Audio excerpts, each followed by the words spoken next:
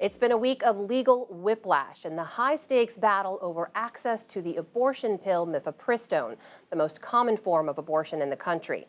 Late this afternoon, Supreme Court Justice Samuel Alito temporarily restored access to the drug, giving the High Court more time to consider an emergency appeal filed by the Biden administration and the drug's manufacturer. Alito's decision comes after a controversial federal court ruling late last week sparked confusion and chaos in the medical community after a Texas judge invalidated mifepristone's FDA approval. Joining me now to discuss all of this, Sarah McCammon, national correspondent for NPR. And with me here in studio, Leanne Caldwell, co-author of the Washington Post's Early 202 and anchor for Washington Post Live.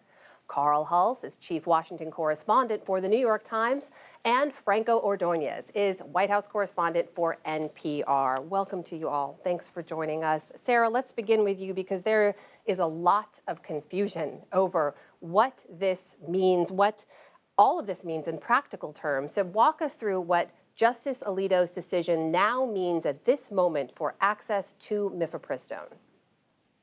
At this moment, the answer is easy because nothing has changed, but that is likely to change soon. So in states where abortion is legal at this moment, abortion pills can still be prescribed as before, can still be sent through the mail. That's because of the Supreme Court decision, the administrative stay that you mentioned that preserves the status quo. That goes through next Wednesday night. And it came in response to a request from the Biden administration for emergency relief in this case. Of course, we're talking about a case that's been working its way through the court system. It's about access to mifepristone, which is an abortion pill that's been on the market more than 20 years, is now used in a majority, it looks like, of most abortions in this country. And this all started with a challenge from anti-abortion rights groups who filed a lawsuit in Texas late last year, seeking to overturn the Food and Drug Administration's approval of this drug.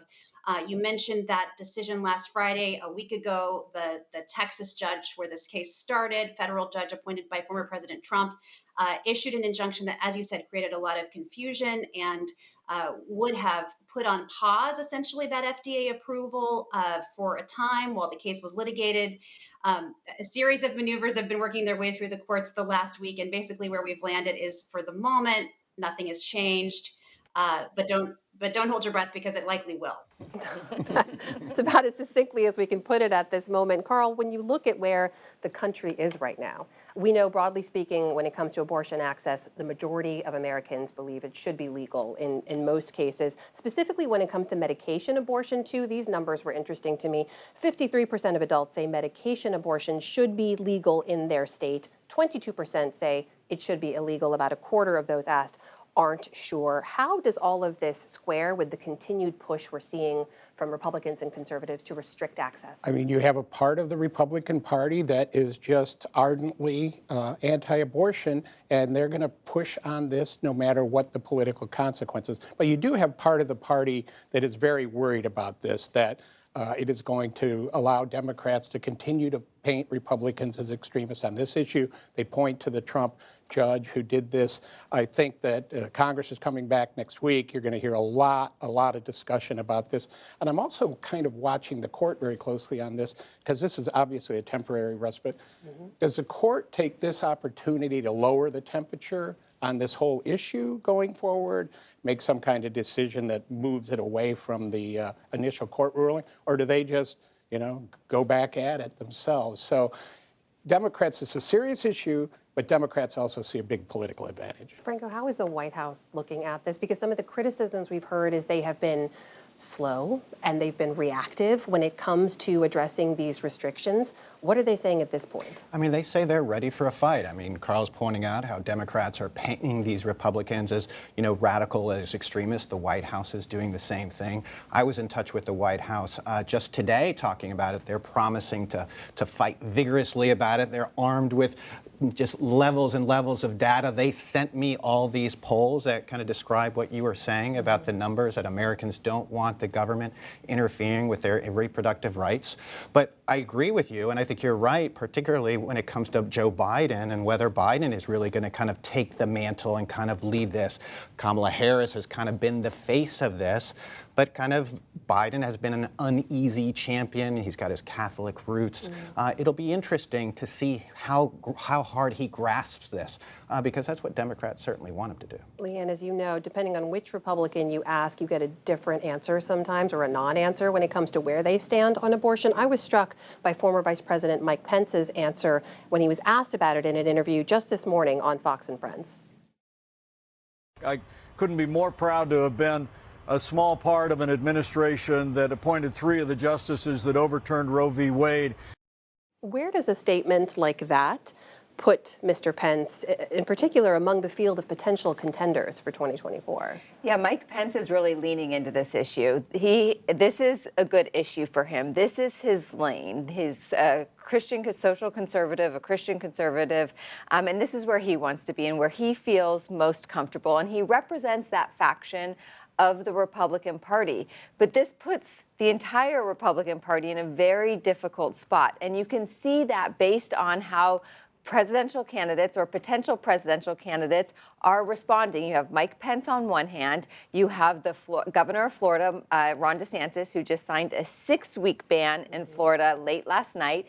And then you have likely candidate Senator Tim Scott of South Carolina, who came out this week with supporting a 20-week ban, which is not far from the Roe v. Wade standard. And so that is symbolic of the dichotomy and the challenges that Republicans have on this.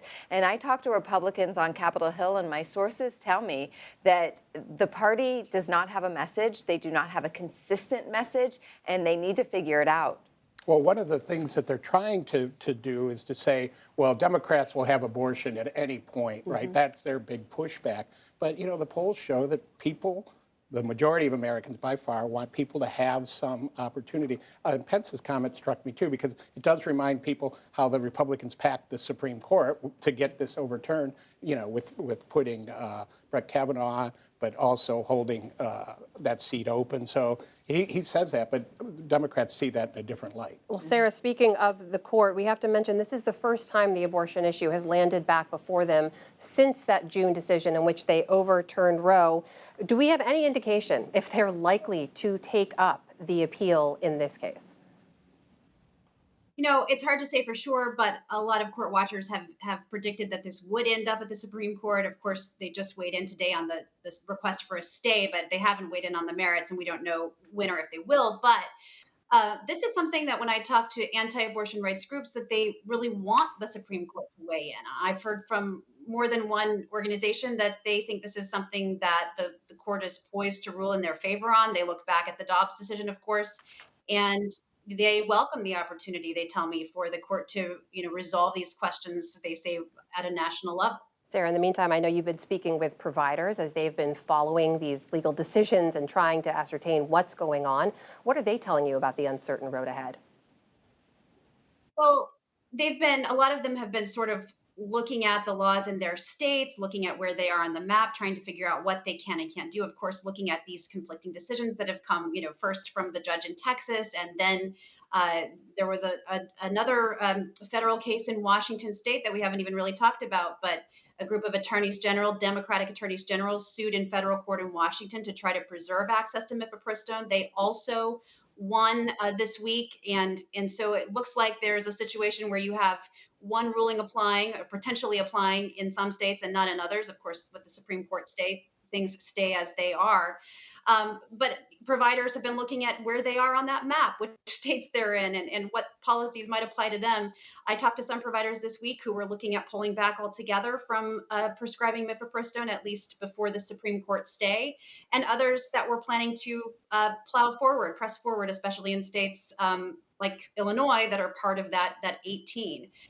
So it's a lot of uncertainty, both for providers and, of course, for patients. That is Sarah McCammon, national correspondent for NPR. Sarah, thanks for joining us and sharing your reporting.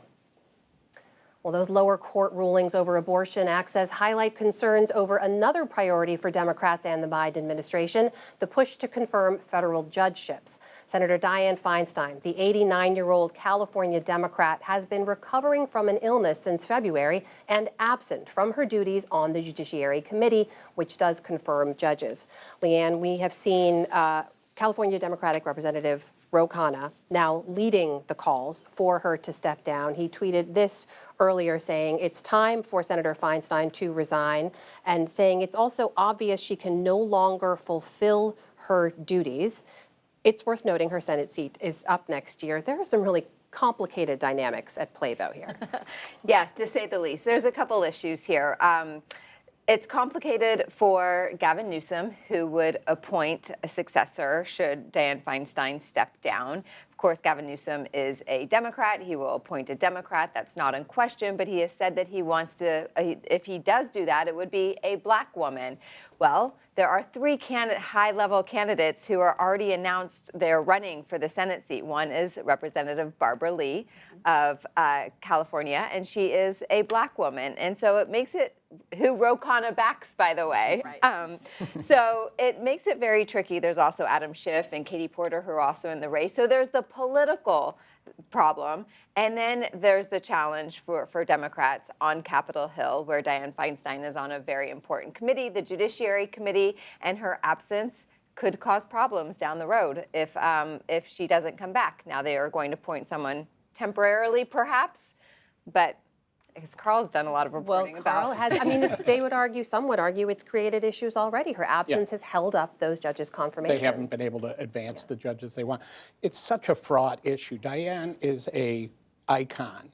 And to a lot of people looking at this, well, you're pretty rudely ushering her out of the room here. So how do you deal with that? Well, we have to have her seat to move these judges. Now, the solution that they've come up with is for her to temporarily step away and fill it. But I'm not 100% sure the Democrats are going to be able to fill that seat the way they think. This is going to require action by the Senate.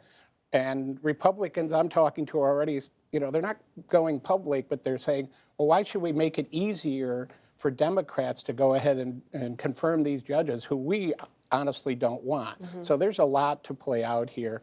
But I do think that it's the political dynamics are fascinating that she got into, and why certain people are saying certain things is because they have their own horses in this race. Well, it's also, if I can follow up with you, this does open up the larger conversation to uncomfortable conversations many of us have been having for a long time about many older members of the Senate.